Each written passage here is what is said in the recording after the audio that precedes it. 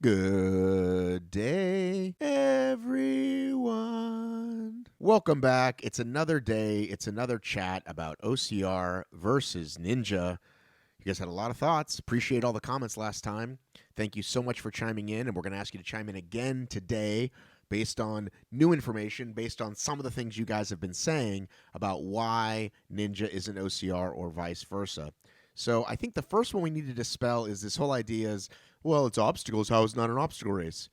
Okay, you are right. But then guess what? So is this. Right, psyching himself up for the big balls by shouting at them. It might help. It might well help. No.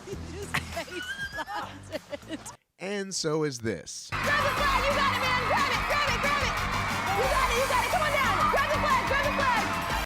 So yeah, you go through obstacles to the finish line. That by definition is an obstacle course. It doesn't mean that's what I want called obstacle racing or OCR, right? They're not the same thing. I think someone made the reference about it's kind of like saying, well, putt-putt's golf, isn't it? Isn't it pretty much the same thing? No, it's not. So golfers don't want to be associated with putt-putters and vice versa. When I hear obstacle racing and I talk about obstacle racing, whether it's to you or whether it's to somebody I meet in the coffee shop, I'm thinking and explaining this.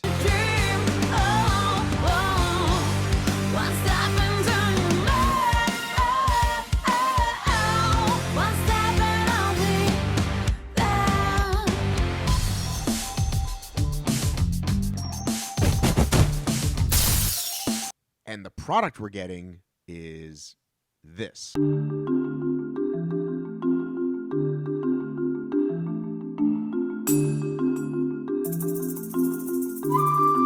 For those of you who are saying, well, they got to water it down, they got to start somewhere. No, they're not starting somewhere. That's it. That's the product.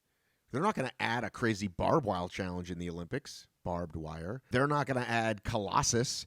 They're not going to add Valkyrie. They're not going to add Block Ness Monster. They're not going to add Olympus, although that'd be cool, Olympus in the Olympics. And P.S., by the way, based on comments I've been getting and DMs I've been getting, ninjas aren't in love with this product either. So it's not like, ooh, yay for the ninjas. The ninjas think it's a subpar product. The OCR athletes, for the most part, think it's a subpar product. And the horse people think it's a subpar product. Who is winning in this scenario? On those lines, is it exciting to watch?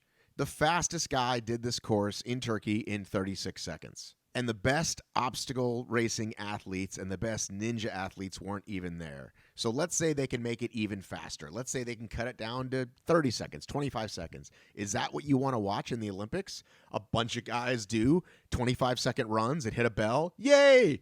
Anticipating your argument, ooh, Matt, what about the 200-meter dash? That's the most exciting 10 seconds in sports. Yes, because they use the absolute best people in the world at this one particular discipline. And they're amazing, and we can't wait to see which one of these amazing thoroughbreds is going to run. That's not this. This is a 30-second run who aren't the best ninjas and who aren't the best obstacle athletes. They're going to be pentathletes. And pentathletes aren't going to be as good as we are probably for a while. I'm going to reiterate what I said on the show with Dave the other day. I do think it can be a part of OCR. I do understand that Adventure had a 100-meter championship in Vermont this past year. They'll probably have it again. They had it at the Euros a couple weeks ago. It's nice. It's a little side thing, but it's not the main course. It's a little side thing. The best athletes in the world, the best athletes in the world, some of them did do that course, but then most of them are like, I got to save my hands for the team event or whatever. So again, until the best athletes in the world are making this their distance, then it's another reason for it not really to be our sport. In terms of what it looks like on TV, Battle Frog actually tried this. Battle Frog did the College World Championships. How do I know? I was there. I actually helped bring it together. Longer story for another time, but I was there when they did that event. It was in Florida? Yeah, it was in Florida the first year, and then the second year, the first year was colleges, the second year was countries, sort of, and they did it here in Atlanta, and it was a really short course, but it had a team component, which made it kind of interesting. You could get proud of your country or proud of your school. This is the moment! Are you ready to commit? Are you ready to take what's yours. There are no obstacles greater than you. Obstacles are designed to test you, to break you, to push you beyond your limits. Do not hesitate.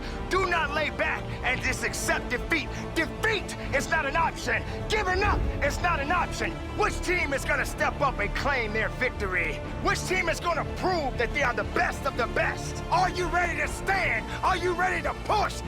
Are you ready to take what's yours?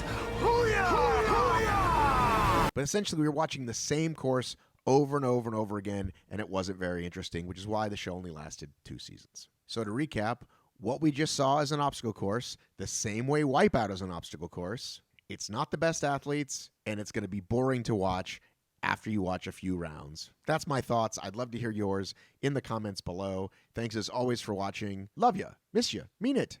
I gotta run.